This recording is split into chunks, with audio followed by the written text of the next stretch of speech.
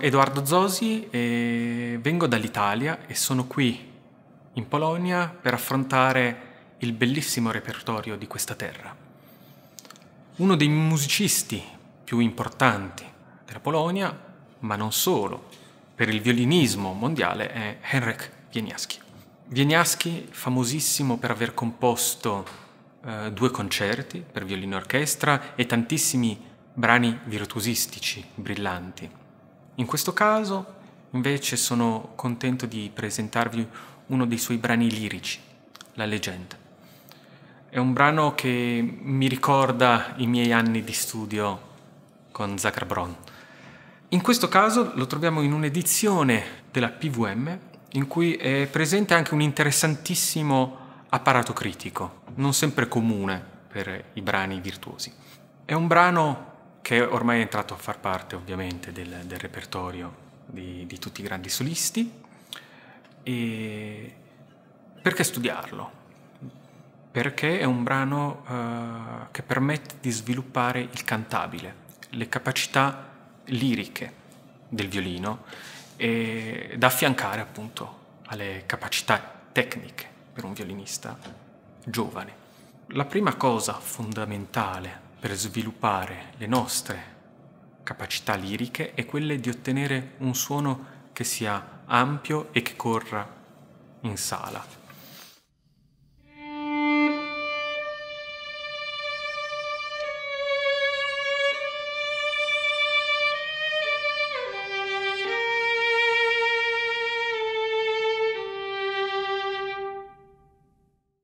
Uno dei segreti per fare questo è una corretta distribuzione dell'arco, una corretta gestione dell'arco.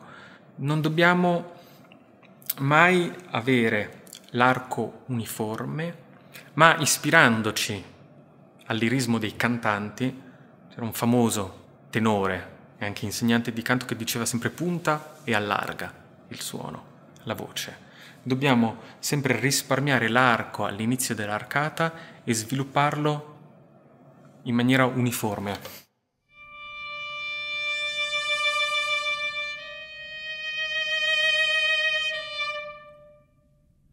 Uno dei modi migliori per studiarlo è studiare le scale legate a 4, con le prime 3 note nella prima metà d'arco e l'ultima nota nella seconda metà d'arco. Per far questo, però, dobbiamo ottenere una maniera uniforme nella gestione dell'arco, cioè non deve essere di scatto, non così.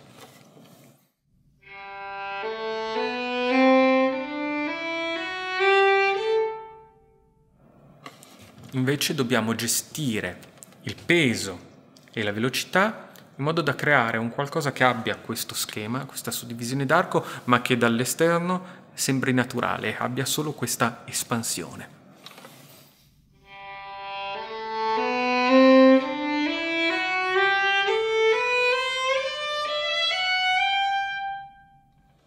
Questo ci permette di avere questo enorme fiato nel suonare. Prendiamo adesso l'inizio della frase di questa leggenda. Oltre a questo tipo di distribuzione dell'arco, un altro aspetto che bisogna definire virtuosistico della gestione dell'arco è avere i 2 quarti in giù e poi il quarto in su che abbiano un suono uniforme. Per far questo dobbiamo gestire il peso dell'arcata in giù in maniera diversa, l'arco in su più leggero, in modo da avere uniformità.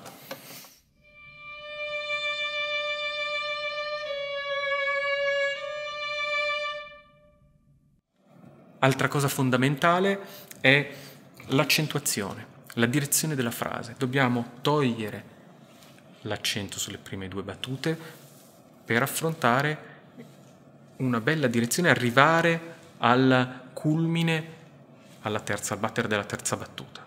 Si ripete uguale l'inciso e questa volta modula la relativa maggiore. Quindi avremo dapprima una frase che si chiude, dopo il culmine e dopo una frase che rimane aperta.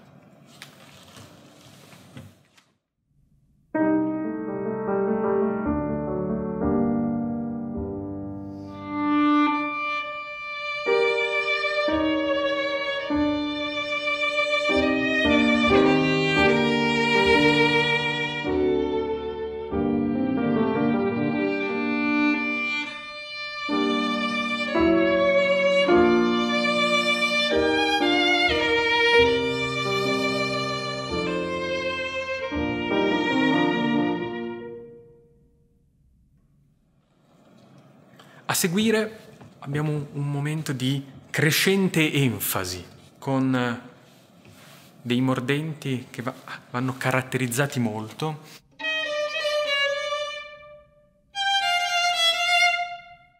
E un'alternanza fra fa e sol, una perorazione proprio, che va presa dapprima molto dolce per poi espanderla sempre di più e arrivare al culmine delle ottave.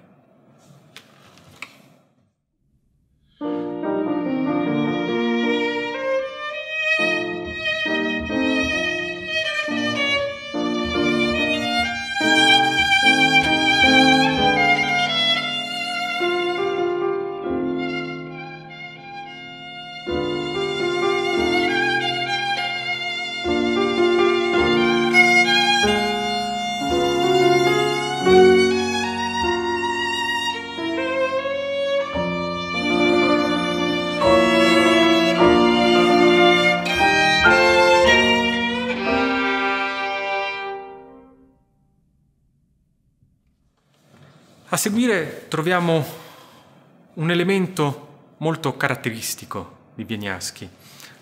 È un doppio trillo sull'ottava.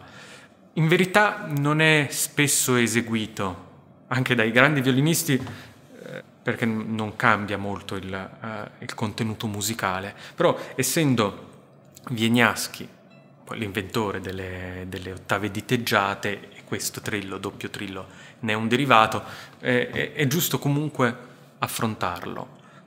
Per eseguirlo al meglio ovviamente bisogna prendere l'ottava con 1-3 e trillare col 2-4. Allora, è molto difficile ottenere un buon trillo uniforme. Le difficoltà sono il quarto dito, che è naturalmente un dito più debole, e il secondo dito che tenderà pian piano a crescere. Per far questo è meglio studiarlo separato, tenendo l'ottava e suonando l'ottava, ma trillando solo con una nota.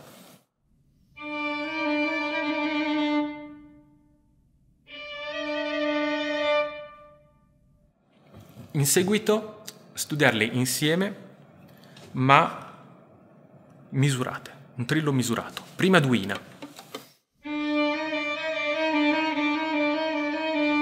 poi terzina, e poi quartina. È molto importante la posizione del gomito e della mano. Non devono stare giù, ma devono essere ben girati in modo da supportare il movimento delle dita.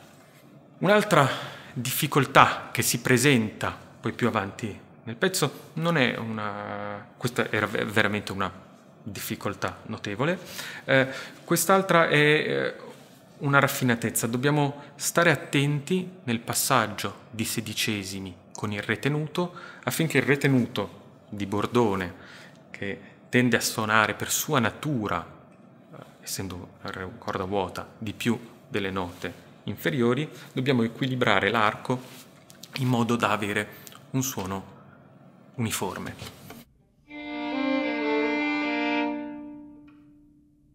Altra cosa a cui prestare attenzione è l'intonazione del quarto dito del Re, che deve essere assieme alla quarta corda.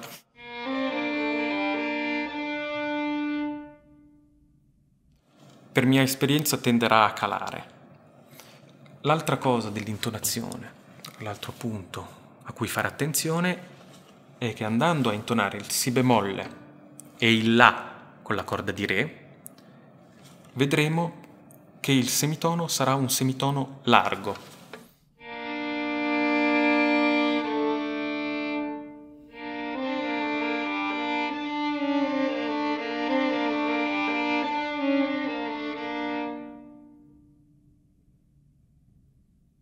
Ecco, adesso passiamo alla seconda parte.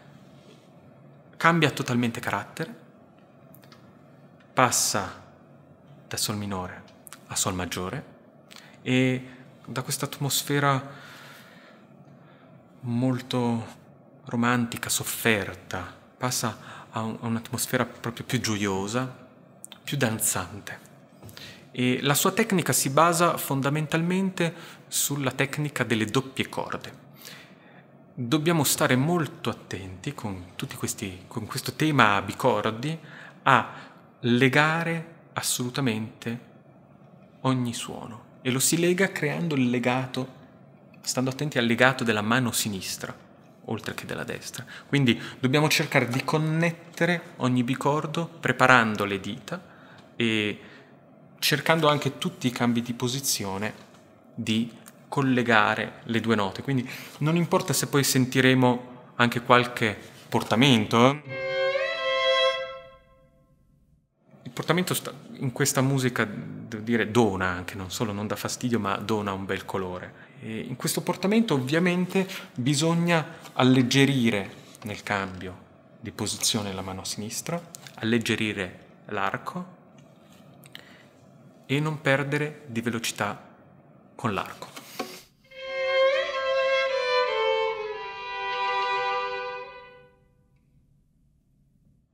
Altra cosa a cui fare attenzione è mettere giù negli accordi tutte le dita prima di suonare, altrimenti l'insieme risulterà leggermente sporco. Sentiamo un poco a questo punto con queste indicazioni questa frase della seconda parte.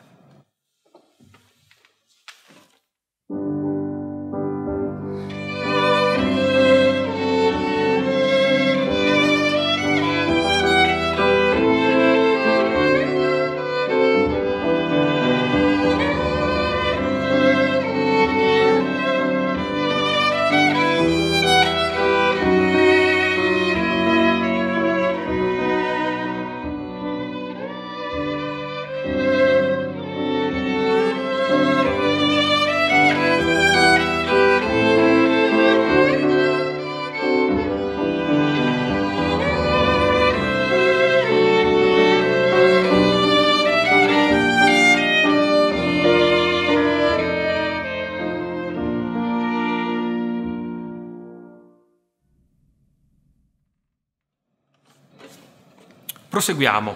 Alla fine della seconda parte c'è questa scala cromatica che è velocissima, che è l'unico accenno più di virtuosismo brillante del pezzo, e poi arriviamo a questa frase di collegamento maestosa. E questo ci permette di affrontare un altro importante dettaglio per la produzione del suono. Se noi pensiamo al suono solo come all'appoggio dell'arco sulle corde, rischiamo di avere un suono che si chiude.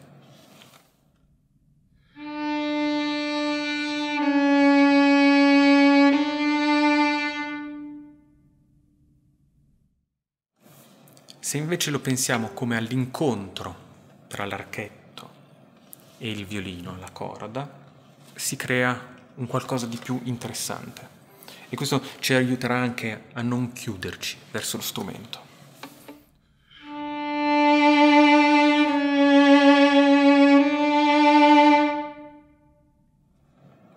Sentiamolo con il pianoforte.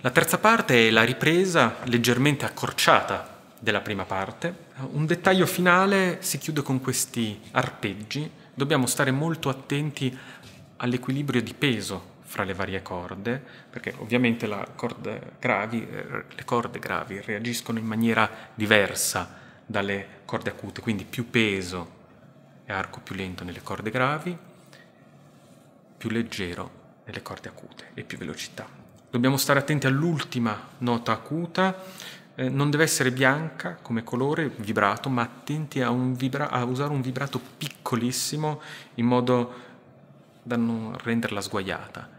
E poi un suggerimento da provare a studiare gli ultimi due pizzicati per avere questo bel carattere conclusivo. Provare a pizzicarli non con un dito entrambe le corde, ma con due dita per ciascuna, per cui un dito per ciascuna corda.